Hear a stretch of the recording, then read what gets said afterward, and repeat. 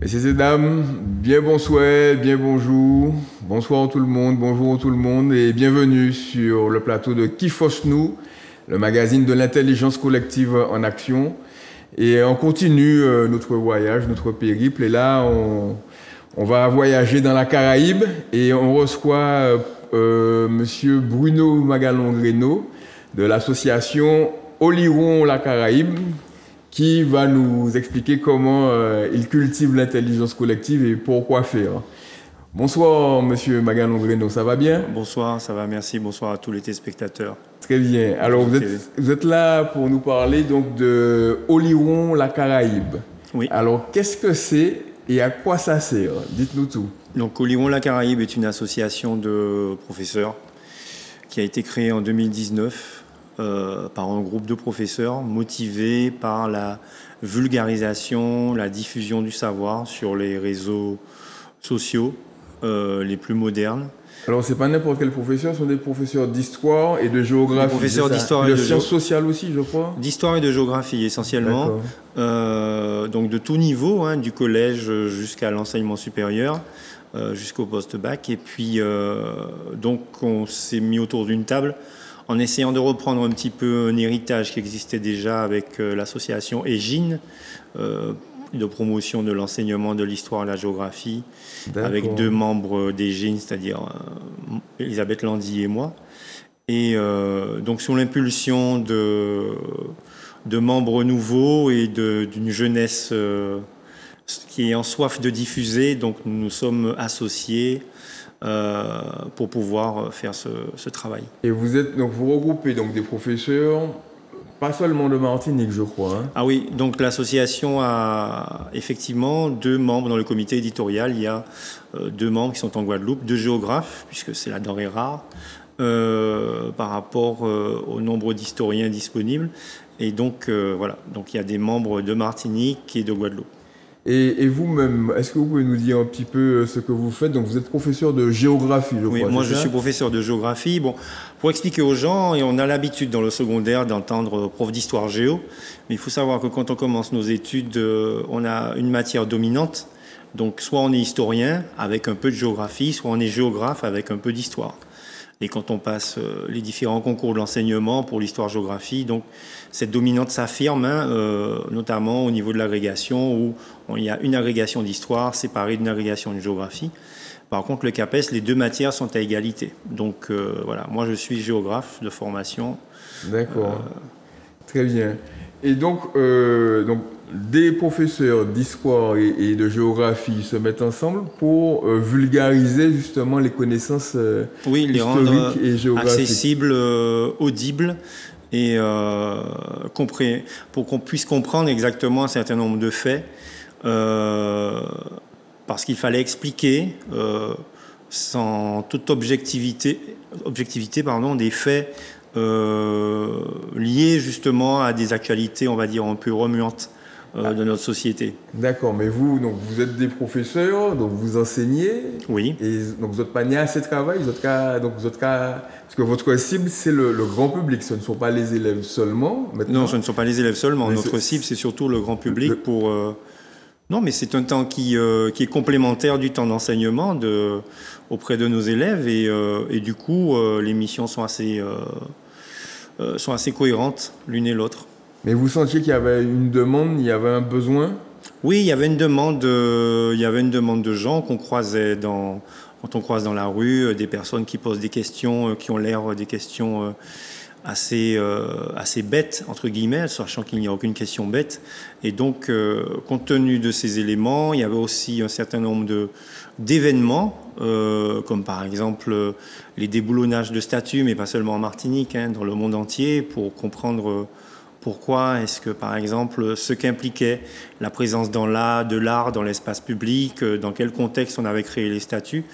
Voilà, quoi. Donc, un tas d'interpellations par rapport à des faits de société qui nous ont amenés à nous interroger sur la diffusion de la connaissance. D'accord. Et vous, si j'ai bien compris, vous avez fait le choix donc vraiment d'exploiter au maximum donc les outils digitaux. Donc, oui, tout à fait. Vous avez une page Facebook, un compte Instagram, une chaîne YouTube, un site internet. Et j'invite, donc, je vous invite, hein, téléspectateurs et téléspectatrices, à taper Oliron la Caraïbe. C'est ça. Et donc sur Internet, et vous serez redirigé vers une des portes d'entrée. Une des portes d'entrée, oui, tout à fait. Vers, donc de cette, je dirais, caverne d'Ali Baba de la connaissance historique et géographique. Et aujourd'hui, c'est combien? Vous êtes combien de professeurs Alors, on fonctionne par un système d'association. Hein. Je ne me rappelle plus du nombre de membres, hein, puisqu'il y a des membres qui ne sont pas professeurs dans l'association. Mais nous sommes surtout un comité éditorial d'une dizaine de personnes qui travaillons souvent de façon, on va dire, de façon très collégiale, en utilisant donc WhatsApp et tout pour pouvoir se soumettre des idées avec des instants de réunion en distanciel et parfois en présentiel. Alors, est-ce que, avec un peu de recul, est-ce que vous diriez que la période donc, de la pandémie donc, du Covid-19, des confinements, des couvre-feux, est-ce que ça vous a un petit peu incité, encouragé, quoi? Est-ce que ça a basé votre force ou bien ça vous a ralenti? Oui, dans de vos toute façon, projets? ça a été une espèce de catalyseur, de moteur, puisque bon, on ne pouvait pas faire autrement.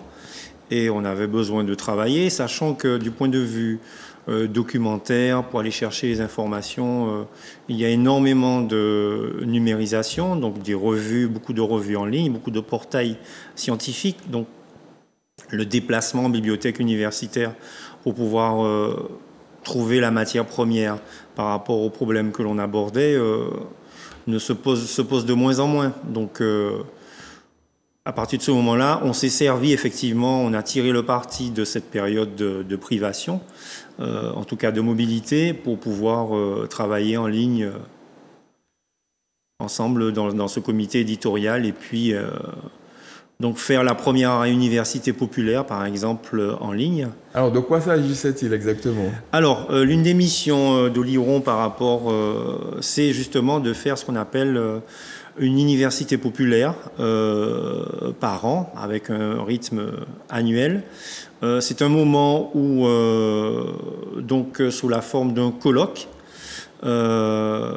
d'histoire et de géographie, avec plusieurs thématiques qui sont un colloque en ligne, en tout cas diffusé en ligne, donc le premier était véritablement en ligne, et le second s'est fait présentiel et de façon mixte et distancielle, puisque c'était dans un espace de coworking sur la route de Didier, et donc on faisait nos interventions avec un public présent, plus les gens en ligne.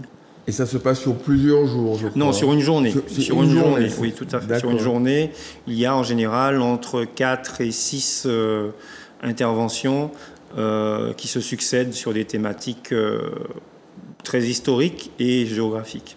Et comment vous mesurez votre impact, justement, quant à la poursuite de votre raison d'être, c'est-à-dire de vulgariser la connaissance? Bon, vous avez des followers sur vos réseaux sociaux. Oui, il y a les followers, mais bon, les followers, oui, il y a les followers, c'est très important parce que le système des réseaux sociaux est ainsi fait qu'il y a des algorithmes. Les algorithmes vont jouer en fonction du nombre de followers, etc.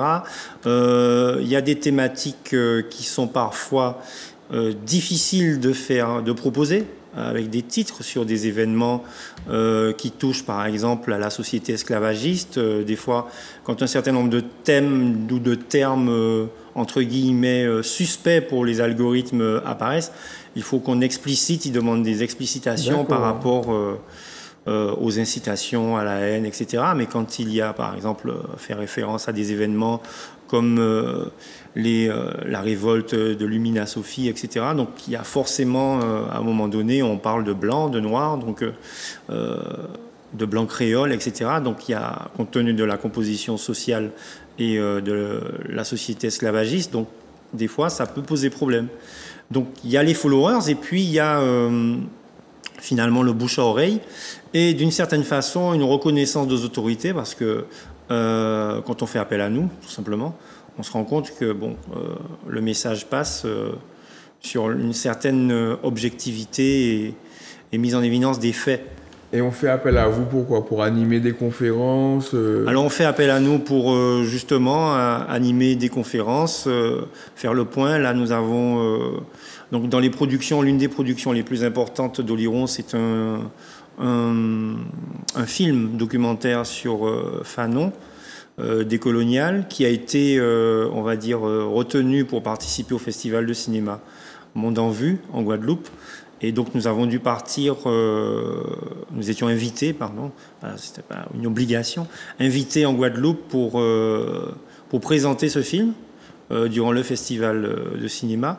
Et on en a profité pour faire une manifestation là en présentiel de l'association dans un lieu à Jarry ou plutôt convivial où il y avait donc la possibilité, tout en étant dans un espace de loisirs, d'écouter 4 conférences. D'accord. Et ce film-là, donc sur France Fanon, parce que faire un film, ça coûte de l'argent. Comment vous l'avez financé? Alors l'association bénéficie d'un certain nombre de subventions. Donc il y a chaque année, compte tenu de notre on va dire cahier des charges de production, on reçoit du financement de certaines municipalités, des services culturels de certaines municipalités, du ministère par l'intermédiaire du ministère de la Culture. Et donc on peut donc au fur et à mesure, et ce sont des productions à petit budget. Et à chaque fois, ce sont et surtout les très importantes compétences techniques d'une partie de l'équipe qui s'est montée, qui s'est voilà. D'accord. Et est-ce que vous pouvez nous parler d'un projet auquel vous avez éventuellement participé, un projet d'Oliron la Caraïbe, et qui vous a vraiment captivé et puis qui a mobilisé aussi l'ensemble de l'équipe? Alors il y a 2 projets qui concernent cette production. Le tout premier projet d'envergure qui était sur les abolitions de l'esclavage.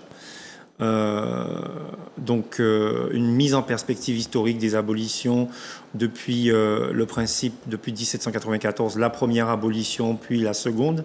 Donc ce balayage, remettre dans le contexte et surtout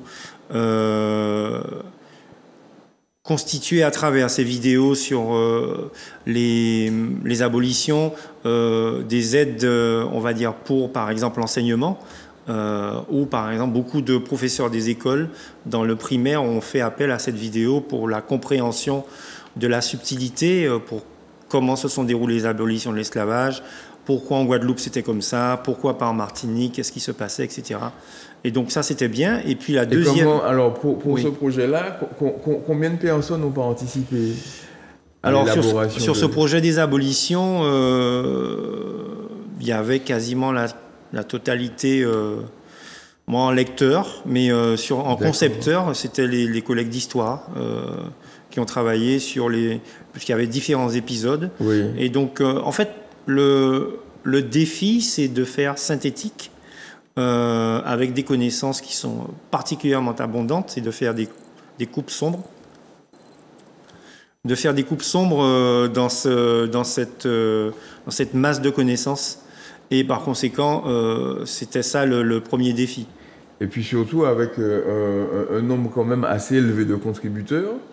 Oui, tout à fait, oui. Et qui sont donc des gens compétents. Avec des phases de lecture, voilà, phases de lecture, oui.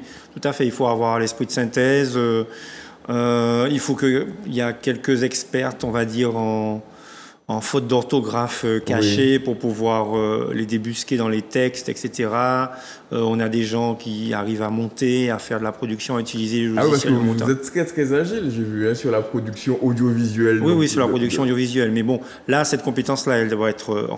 il faut qu'elle se diffuse, parce que, bon, moi, je sais que, par exemple, je suis un boomer, donc oui. Voilà, je suis un peu étranger. Voilà, donc, par contre, les jeunes collègues sont... Même pas les jeunes, il y a des collègues qui avaient l'habitude d'utiliser ces méthodes de production, de montage de vidéos dans le cadre de leur pratique scolaire et qui donc ont mis au service d'Oliron cette expertise, quoi. Donc vous êtes focalisé donc sur les outils je dirais de notre temps, donc les outils digitaux, donc réseaux sociaux, digital, donc site web. Et comment vous vous situez par rapport à ceux qui préfèrent le livre? Quelle relation vous avez avec justement l'usage du livre? Bien, le livre, ben justement, le livre n'est jamais loin, puisque dans les productions d'Oli-Woon Caraïbes, il y a un certain nombre de... Il y a une rubrique où on incite, on parle de certains livres, on parle des œuvres d'art aussi pour faire la liaison, et puis il y a les podcasts qui permettent donc d'interviewer des universitaires. Et à ce moment-là, on fait le point sur leurs publications et donc à ce moment-là, les gens peuvent s'intéresser s'ils veulent approfondir sur les travaux de ces universitaires interviewés par Oli-Woon. Oui, oui. Donc je vous recommande, hein, très chers téléspectateurs et téléspectatrices, donc cette série sur donc de vidéos sur les abolitions de l'esclavage. Et puis donc ça c'était le premier projet. Et puis le deuxième projet. Le deuxième qui était important, bon, qui est plus géographique, c'était sur les agricultures dans la Caraïbe. Ah, très bien. Et donc sur justement une sorte de comparaison, parce que on oublie de remettre dans un contexte spatial ce que c'est que l'agriculture d'exportation et que ça n'a pas concerné que la Martinique et que la Guadeloupe, que les inégalités foncières de grandes propriétés n'existent pas qu'en Martinique et qu'il y a une différence profonde entre la Martinique et la Guadeloupe de ce point de vue-là. Et donc ça permettait aussi de poser la question donc, du lien de cette agro-exportation avec l'environnement par l'intermédiaire de la problématique de la molécule de chlordécone, et puis d'embrasser aussi les logiques d'autosuffisance alimentaire, la problématique de l'autosuffisance alimentaire. Comment, dans ce contexte aujourd'hui, peut-on saisir la balle au bond pour voir si on n'a pas à faire une agriculture de transition, de préférer ou d'orienter clairement une politique qui va vers la satisfaction, l'autosuffisance alimentaire, plutôt que l'agro-exportation. Donc ça a été la première vidéo, on va dire, commune avec la Guadeloupe. D'accord. Et donc ces échanges-là étaient particulièrement riches. Et est-ce que vous envisagez donc des échanges avec d'autres pays, d'autres îles de la Caraïbe, puisque la Caraïbe, c'est votre terrain de jeu, hein? Oui, normalement. Alors donc, du point de vue des connaissances, la disponibilité des connaissances existe, hein, mais bon, on se heurte, mais avec les applications récentes, au problème de traduction.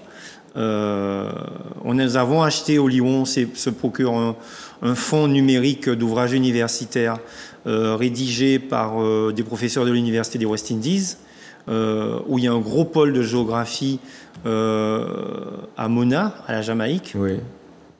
Et donc, on dispose de ces ouvrages pour en tirer un certain nombre de renseignements. Et puis, ça c'est à titre personnel, hein, je crois que la présidente aussi y est sensible, on ne désespère pas d'arriver à interviewer dans un podcast une femme caribéenne que je trouve particulièrement admirable et qui a une puissance de feu, on va dire, verbale phénoménale. C'est la première ministre de la Barbade, Mia Mottley, oui, qui justement a des punchlines très sympathiques vis-à-vis des grandes puissances qu'on devrait entendre plus souvent, et voilà quoi. Oui, oui, tout à fait. Et elle avait fait une intervention très remarquée, je crois, à Glasgow, mais aussi à l'ONU. Donc je ne sais pas si elle a pris la peine de se rendre dans cette COP28 oui, à Dubaï. À Dubaï, oui, oui, dans cette COP28 à Dubaï, qui est un peu... Bon, enfin bref, ça c'est un autre problème. Et donc voilà. D'accord, très bien. J'ai vu d'ailleurs que la problématique qu'elle aborde tout le temps dans ses discours, celle de la prise en compte des petits États insulaires, était le premier acte, l'acte de fondation du fonds de soutien justement aux petits États en difficulté liés au changement climatique. Donc bon, peut-être que...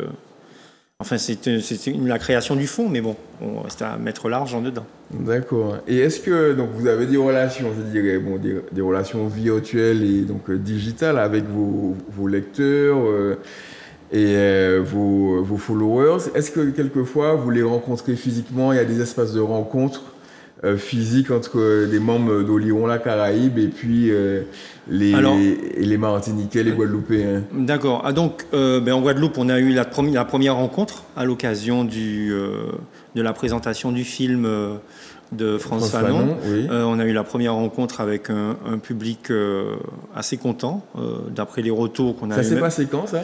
Ça s'est passé le 13 octobre. Ah, de cette année ? Oui, de cette année. Donc oui, c'est quelque chose de très récent. Tout à fait. D'accord. Et puis, donc l'année dernière, on a eu notre deuxième université populaire qui s'est passée donc, dans un espace de coworking sur la route de Didier. Et donc, on a pu rencontrer aussi, là encore, un public. Et on ne désespère pas de faire une manifestation avec un peu plus d'ampleur du type université populaire durant l'année 2024 en présentiel, parce que moi je suis un partisan du présentiel. Le distanciel c'est bien, c'est pratique en période de privation, mais je trouve que la présence physique est beaucoup plus porteuse d'échanges. D'accord. Et en quoi, ce sera ma dernière question, en quoi une meilleure connaissance justement de notre géographie, de notre histoire, constitue un atout pour une société, pour un pays, pour un territoire? Alors, la connaissance, quand on connaît, enfin la connaissance, on va dire objective des faits, d'une certaine façon, quand on peut arriver à en discuter, permet un apaisement et d'essayer de diminuer autant que faire se peut cette notion aussi importante, enfin cette notion de ressentiment. Quand on arrive à discuter sur, par exemple, la société d'habitation. La société d'habitation, c'est pas une société, c'est pas un espace manichéen. Hein, c'est pas les blancs contre les noirs. Il y a des zones grises qu'il faut accepter d'entendre. Ça, c'est un exemple. Donc diffuser la connaissance permet d'apaiser les tensions, à mon sens, et de pouvoir, à ce moment-là, comprendre l'autre et ses discours. Et puis, c'est faire face aussi, d'une façon, on va dire, réelle, face aux enjeux, par exemple aux enjeux des changements globaux pour la Martinique, et prendre conscience de l'élévation au niveau de la mer, de l'érosion, du recul de traits de côte, etc., du rôle important des mangroves, des récifs coralliens. Ça pose le problème de toute la façon d'habiter la Martinique. Donc c'est une question fondamentale. Oui, puis une question d'actualité. Oui, d'actualité, tout à fait. Oui, très bien.